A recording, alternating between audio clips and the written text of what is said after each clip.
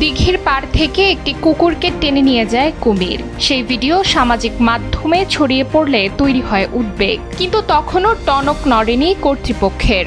গত ১ জুন মাজার চত্বরে থাকা এক মানসিক ভারসাম্যহীন মায়ের ৮ বছর বয়সী শিশু ফাতেমাকে ঘাট থেকে টেনে নিয়ে যায় কুমিরটি। এরপর দেশজুড়ে ক্ষোভের সৃষ্টি হলে সরিয়ে নেওয়া হয় কুমিরটিকে। তবে ভবিষ্যতে যাতে এই ধরনের অনাকাঙ্ক্ষিত ঘটনা না ঘটে, এর জন্য আমরা সার্বিকভাবে প্রশাসনের সাথে পরামর্শ করে আমরা এর কি ব্যবস্থা করা যায়, যাতে হাজার হাজার লোক এখানে প্রতিদিন আসে। মানুষের নিরাপত্তাটা আগে দেখতে হবে, তারপরে মাজারের ঐতিহ্য ইতিহাস ধরে রাখতে হবে।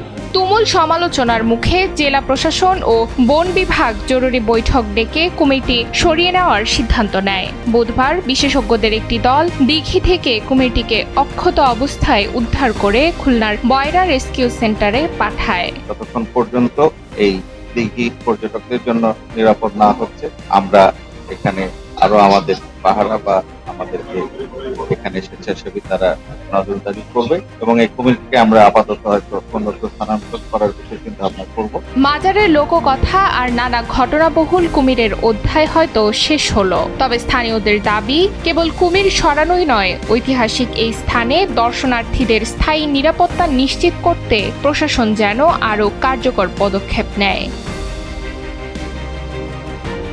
খুলনা থেকে জিসান কবিরাজের পাঠানো তথ্যচিত্রে ডেস্ক রিপোর্ট নুসরাত তালবিয়া।